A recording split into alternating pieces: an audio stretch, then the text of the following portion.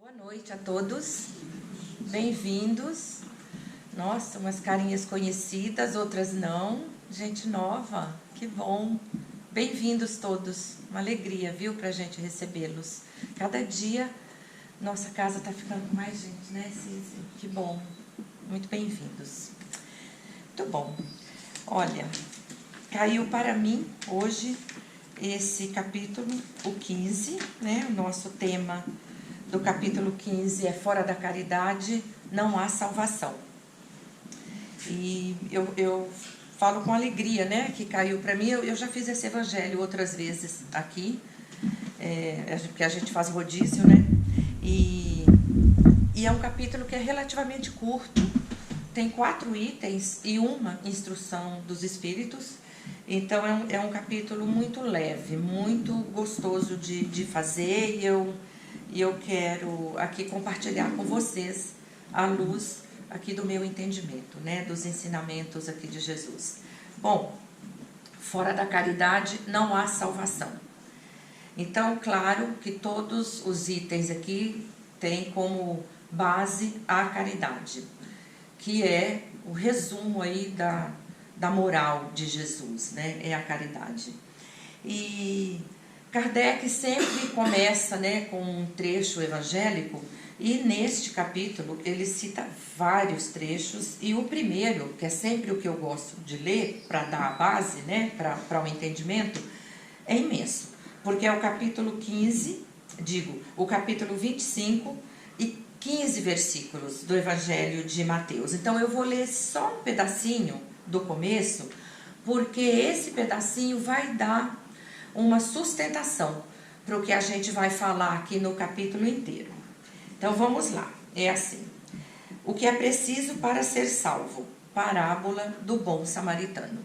Então o trechinho que eu vou ler diz assim: ora, quando o Filho do Homem vier em sua majestade, acompanhado de todos os anjos, se assentará no trono da sua glória, e todas as nações, estando reunidas diante dele, separará uns dos outros, como um pastor separa as ovelhas dos bodes, e colocará as ovelhas à sua direita e os bodes à sua esquerda.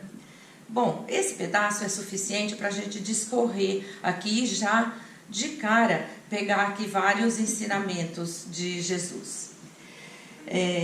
O primeiro, aqui vamos contextualizar. Quando Jesus começa a falar nestes termos, ele meio que está pintando, vamos dizer assim, um quadro de juízo final, né? Porque ele está aqui nessa passagem aqui que Mateus nos traz. Jesus está ali pregando e já aproveitando a oportunidade para falar sobre justiça, sobre caridade, sobre bondade, sobre quem é ímpio e quem é justo. Então ele meio que dá uma ideia de um juízo final, né? E é claro que não tem cabimento a gente pensar em juízo final de acordo com o dogma das igrejas, das religiões, não é? É claro que para nós não tem aquele significado, né, que eu morria de medo quando eu era criança, porque minha mãe falava: no dia do juízo final, os bons vão para o céu, os pecadores, os ruins vão para o inferno. Eu já achava que eu estava condenada, né? Então, juízo final, aqui, essa ideia que Jesus traz, é mais uma ideia de uma mudança de período, de uma mudança de era, não é? De uma nova era, né? O final de uma e o começo de uma outra. Então não é que vai ter um juiz lá com um inquérito fazendo perguntas: Selma, você fez caridade? Selma, você julgou? Selma, óbvio que não.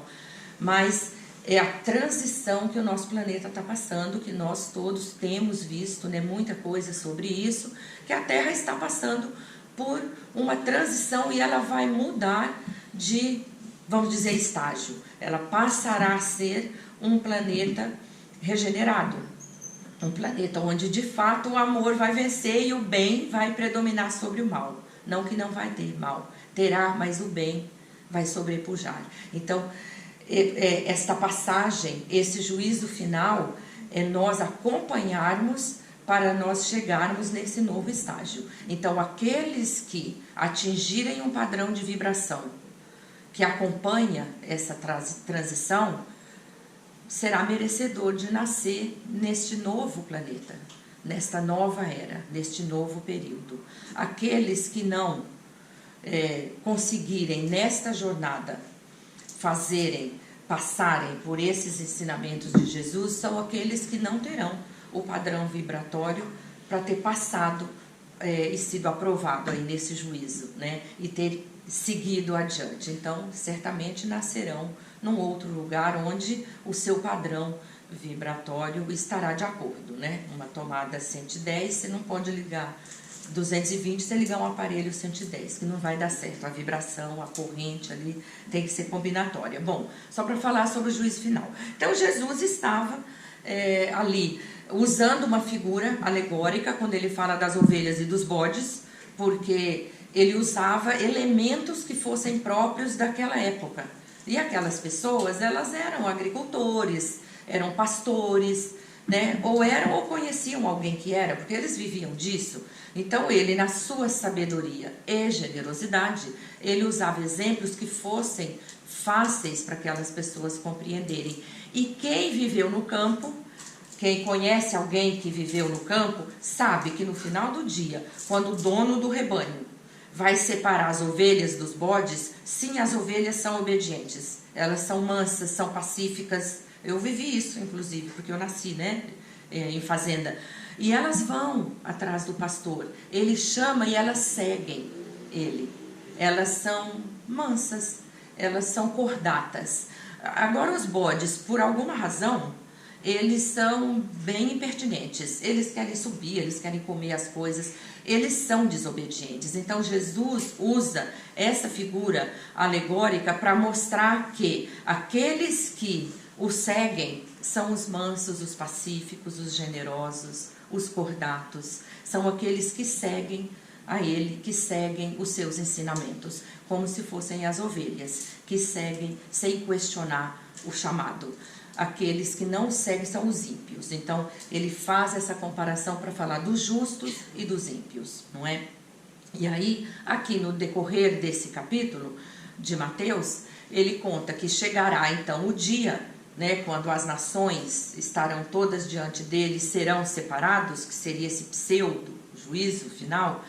Chegará esse dia em que será dito para uns: vocês que me deram comida quando eu tinha fome, me deram água quando eu tinha sede, me vestiram quando eu estava nu, me trataram quando eu estava doente, vocês vêm para o lado de cá porque vocês são os justos, as ovelhas. Agora, e quando essas pessoas ouvirem este chamado, diz aqui Mateus, Jesus dizia, quando eles ouvirem esse chamado, surpresos, eles vão dizer assim: mas quando foi que nós vimos você com sede, mestre, com fome, e o ajudamos? Quando foi isso? E ele vai dizer: todas as vezes que fizestes isso por um pequeno, era para mim que estavas fazendo. Todas as vezes que acudiu, que acolheu, que cuidou de um necessitado, de um pobre, de um simples, de um humilde, era a mim que você estava cuidando. E por outro lado, ele continuava: e aqueles ímpios são aqueles que me viram com sede, não me deram água, me viram com fome, não me deram comida, me viram nu, não me vestiram, vocês passem para o lado de cá. E estes também surpresos perguntarão: mas mestre, o que foi, quando foi que nós o vimos numa situação assim e não o ajudamos? E ele vai dizer: todas as vezes que não ajudastes um pequeno, foi a mim que negastes a ajuda. Todas as vezes que viu alguém precisando e não ajudou, foi a mim que você não ajudou. Então, se a gente parasse por aqui, já seria o suficiente para a gente entender que ele está falando aqui de um modo de vida, que é a caridade.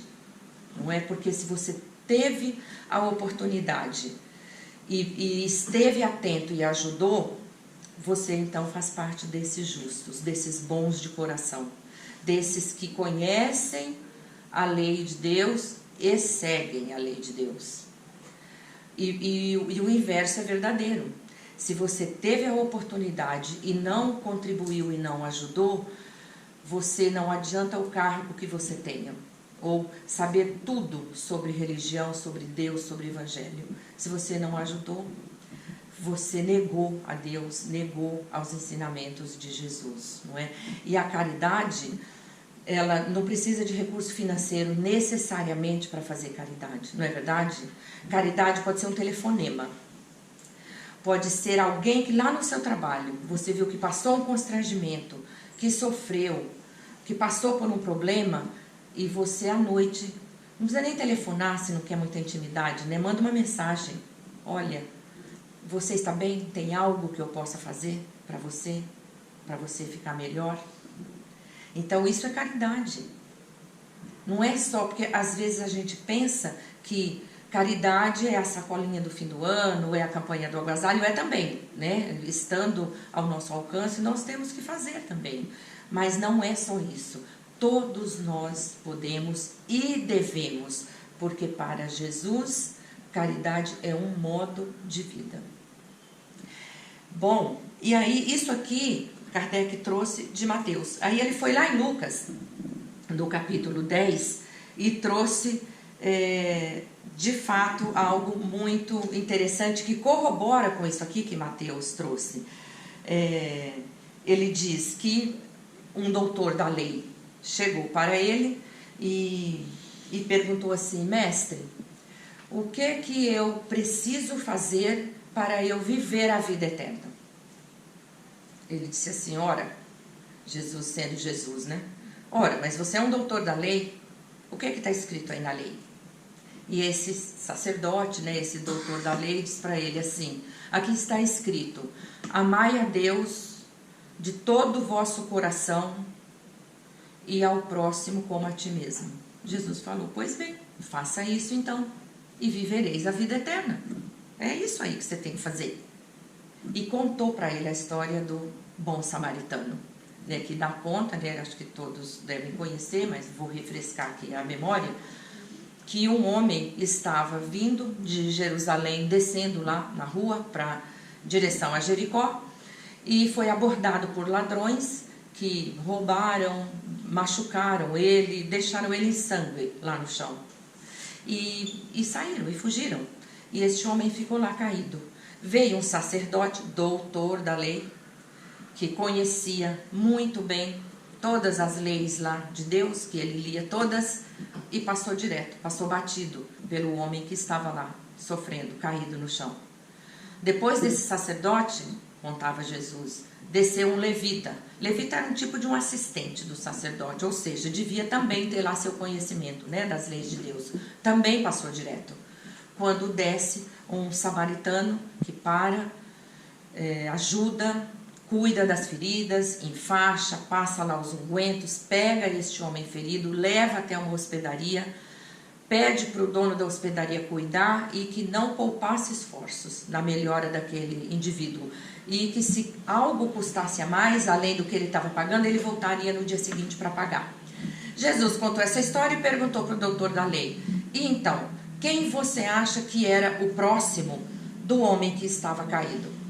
Ele falou: sem dúvidas nenhuma, o que parou para ajudar. Jesus disse: pois então vá e faça o mesmo. Então assim, a caridade, o fazer o bem, depende de uma vontade da gente, depende de uma ação. Nossa, precisa de um verbo. Você precisa ir, você precisa pegar, você precisa começar para você fazer o bem, para você fazer a caridade. Por isso que é um modo de vida, ele tem que ser internalizado na gente. Porque, segundo Paulo, não basta não fazer o mal. Porque a inércia e a negligência são suficientes para não fazer o mal. Já está sentado aqui, você não está fazendo mal para ninguém. Então não é suficiente não fazer o mal. Nós precisamos incutir essa ideia em nós da necessidade para a gente acompanhar essa jornada de mudança, de estágio, que a gente precisa fazer o bem, que a gente precisa fazer a caridade. Senão, senão não tem a salvação. O que é a salvação? Fora da caridade não há salvação. No meu ponto de vista, a salvação é essa evolução, não é uma casinha lá no céu. Eu nem sei onde fica o céu, né? Tá aqui, ó, no meu coração. Não é um lugar circunscrito. Então, fora da caridade não há salvação, fora da caridade não há como eu evoluir, eu crescer, eu melhorar o meu padrão, eu me tornar uma pessoa melhor. E não é tão fácil assim falar, né? Eu não acho que seja tão fácil da gente fazer, porque depende de uma atitude nossa. E a gente vive numa doideira mesmo, né? Num mundo que é uma loucura. Mas conhecedores da palavra de Jesus como nós somos, a gente precisa se conscientizar que está no nosso alcance, pôr em prática mais vezes, além do que a gente já faz, né? Eu fico feliz sempre de falar dessa parábola do samaritano, porque eu acho que ela reflete muito o que a gente passa hoje, né, no dia a dia da gente. É muito comum a gente ver e a gente, por uma razão ou outra, não se aproxima, né? Quando a gente vê alguém numa situação parecida, claro, a gente vive num contexto diferente, né, de 2000 anos atrás, não é tão fácil assim, mas quantas coisas não estão ao nosso alcance e que a gente já faz e que a gente pode acelerar, lembrando que isso pode e deve fazer parte da nossa vida, né? Certa vez os discípulos perguntaram para ele, né, qual que era o maior mandamento para Jesus. Ele disse: o maior mandamento é amar o Senhor, o vosso Deus, com toda a força do seu coração e do vosso espírito. E o segundo, que é semelhante a esse que eu acabei de falar, é amar o próximo como a ti mesmo. Ninguém consegue amar a Deus sem amar o próximo. Ai, gente, e amar o próximo, vamos falar a verdade. Porque uma coisa é amar quem ama a gente. Ué, nossos filhos, irmãos, não é verdade? Pô, mas qual a diferença que faz em nós a gente amar quem nos ama, dos que estão presos, dos que assassinaram? Os assassinos amam também, né? Os ímpios amam também quem os ama. Então, o nosso desafio, a nossa batalha na nossa jornada é desenvolver esse amor. Lembrando que nós amamos Jesus, a gente conhece os ensinamentos dele e seguimos esses ensinamentos. Então, pôr em prática depende dessa nossa atitude, desse nosso primeiro passo, né? E manter isso vivo em nós, né? Tem um outro item aqui desse capítulo, que é o fora da igreja não há salvação. Eu poderia não falar sobre ele, mas eu gosto de falar porque eu fui uma frequentadora da Igreja Católica durante mais da metade da minha vida. E olha que eu não sou jovem. Então, é um dogma esse, né? Como do juízo final é um dogma das religiões, que botou na nossa cabeça que vai ter o juízo final e uns vão ser condenados e outros não, isso é um dogma. O fora da igreja não há salvação também é, porque isso está muito mais calcado na vaidade de quem comanda essa igreja, muito mais calcado em separar, em excluir, porque cada um tem a sua verdade particular nas igrejas todas, aqui e nos centros espíritas também. Não estou tirando a gente, não estou puxando brasa para o nosso assado. Não é cada aglomeração ali religiosa acredita que tem a verdade. Cada um acha que tem a verdade e o outro não. Então, não é calcado na imortalidade da alma e nem na fé verdadeira em Deus. É calcada na vaidade de quem comanda. Claro, eu estou generalizando, mas não são todas, né? Mas isto não pode, isso é anti-evangélico. Fora da igreja, fora da verdade, não há salvação. Isto é contrário às leis evangélicas. Não é por quê? Porque ninguém é dono da verdade. Ninguém sabe todas as verdades. Dos próprios estudos da doutrina, quando Kardec faz alguma pergunta, tem resposta que é assim: nem nós o sabemos. Os espíritos superiores, né, os espíritos lá daquela falange do bem, do espírito de verdade, que assessoraram Kardec, tem resposta que eles davam que era nem nós o sabemos. E o espiritismo nunca vai dizer, fora do espiritismo não há salvação. Nunca, porque o espiritismo ainda não ensina toda a verdade, por enquanto, não é? Então, não há um só ser na face da terra que pode dizer que conhece toda a verdade. Então, como pode então alguém dizer que fora daqui do que eu acredito, você não está salvo? Não é? É arrogância e é a pessoa realmente se achar muito acima, né, dos seus semelhantes, não é? Bom, eu vou para o final aqui, e as instruções dos Espíritos é uma só, e é de Paulo, e é muito bonita, não é? Porque a primeira carta que ele escreveu aos Coríntios, que fala toda ela de caridade, está aqui também nesse capítulo. Quando ele fala, ainda que eu falasse a língua dos homens, todas as línguas dos homens, e a língua dos anjos, sem caridade nada adiantaria. Sabem o que significa a língua dos anjos? Os dons espirituais. Então, se eu falar todas as línguas do mundo, e se eu fosse uma médium, assim, de altíssima envergadura, sem praticar caridade, de nada adianta. Isso deu até música, né? Ainda que eu falasse a língua dos homens e dos anjos, sem amor, nada adiantaria, né? Então, o compositor e o poeta só trocou caridade por amor, o que dá na mesma, não é? Então, não há salvação fora da caridade, porque não há como nós progredirmos, nós nos adiantarmos, nos aperfeiçoarmos, se não praticarmos este que é a base, né, o resumo da moral cristã, que é a caridade. Eu vou deixar aqui uma frase da Madre Teresa de Calcutá, que eu trouxe aqui para vocês, que ela diz assim: não devemos nunca permitir que alguém se afaste da nossa presença sem sair melhor e mais feliz do que quando ela chegou.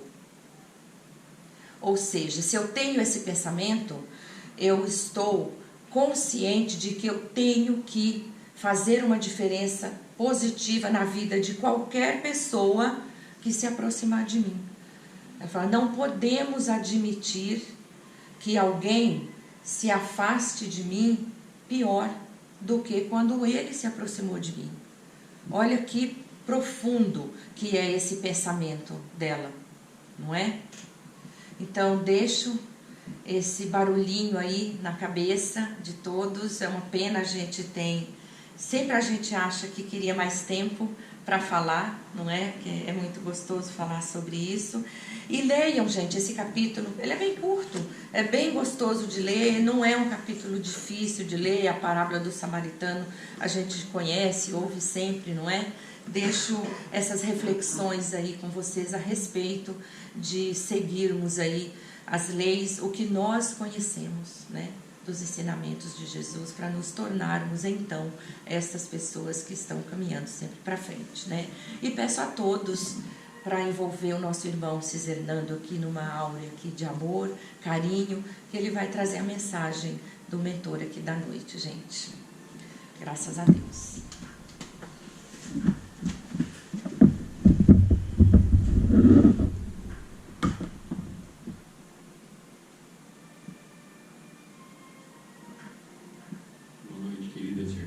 Queridos irmãos de Jesus, que a paz se faça com todos, que os nossos corações possam, nesse momento, acalentar o amor de Jesus e que o nosso espírito possa subir às alturas, buscando a compreensão, buscando o entendimento, buscando tudo aquilo que nos torna melhores. Fora da caridade não há salvação. Fora do amor não há salvação. esse amor puro e verdadeiro que Jesus veio nos ensinar. A fraternidade para com todos aqueles que se achegarem em nós. O grande apóstolo Paulo pôde vivenciar esse amor após a sua transformação às portas de Damasco. E o perseguidor de Jesus tornou-se um homem novo. Percebeu a necessidade de se desconstruir para vivenciar o amor de Jesus. Começou uma tarefa no deserto, convivendo anonimamente com cristãos,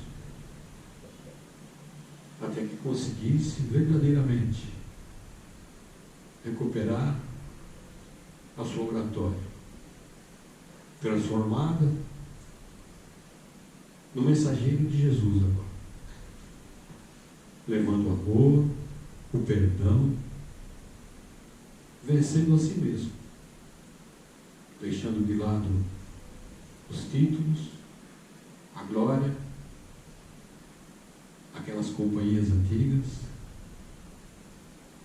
e levando a mensagem de Jesus pelo mundo afora. De todos os apóstolos e discípulos que conviveram com Jesus, nenhum deles conseguia enxergar a extensão, a beleza e pureza da mensagem de Jesus. Continuavam com aquele conceito de casta, que Jesus havia vindo apenas para o povo hebreu ou judeu. E Paulo levou a mensagem aos outros povos, chamados de gentios. Um trabalho hercúleo para que se convertessem ao Deus único. Pessoas acostumadas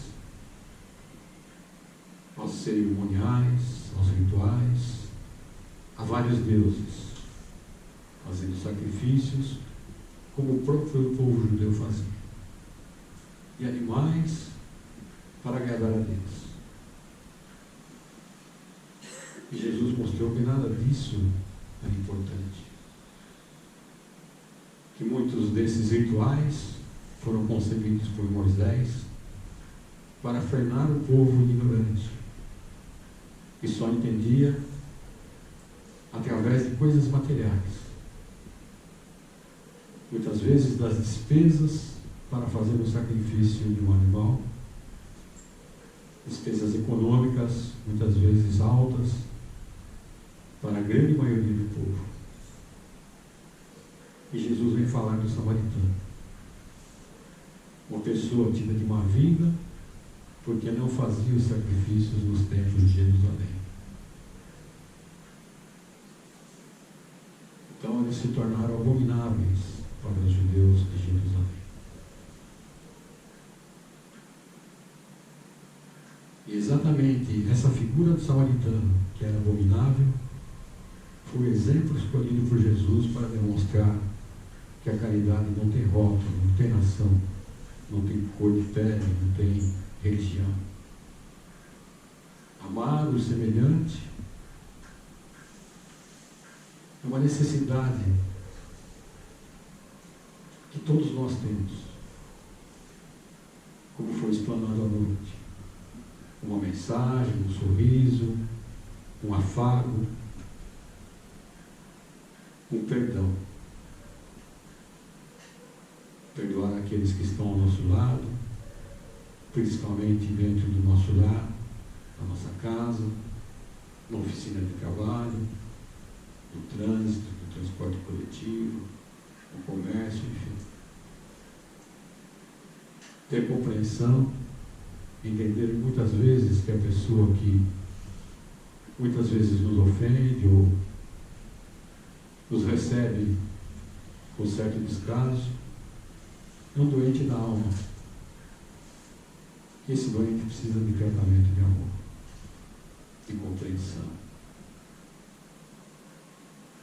aprendamos, queridas irmãs e irmãos, a exercitarmos esse amor. Ao começar o nosso dia, pela manhã, com os nossos afetos queridos, mais próximos, lembrando-nos sempre a mensagem de Jesus. A todo instante, fazer essa caridade com todos os nossos semelhantes. E sempre que possível, realmente, levar o alimento, como foi dito, o agasalho, o pão, a educação a esses irmãozinhos que clamam pelas ruas, desorientados, sendo manipulados muitas vezes por espíritos encarnados e desencarnados, mal intencionados, infelizes, imperfeitos, mais precisamente, que também terão o seu dia de transformação, terão a sua jornada na porta de Damasco. Que Jesus abençoe todos nós, que possamos retornar aos nossos lares com a paz de Jesus, com o desejo sincero de levar esse amor, levar essa conquista a todos aqueles que nos aguardam no recesso do lar. Que Jesus abençoe a todos, com a graça de Deus.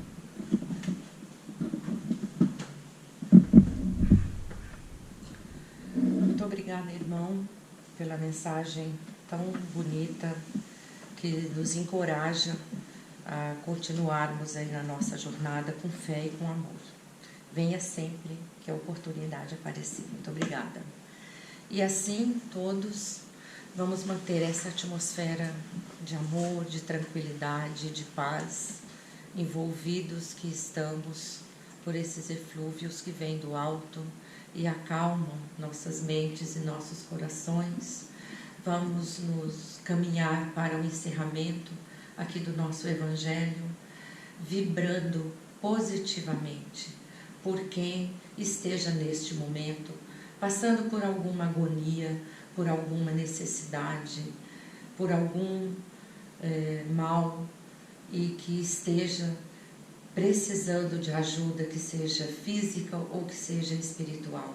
Vamos pedir à espiritualidade que se dirija a esses lares e que leve o lenitivo para as dores destes irmãos.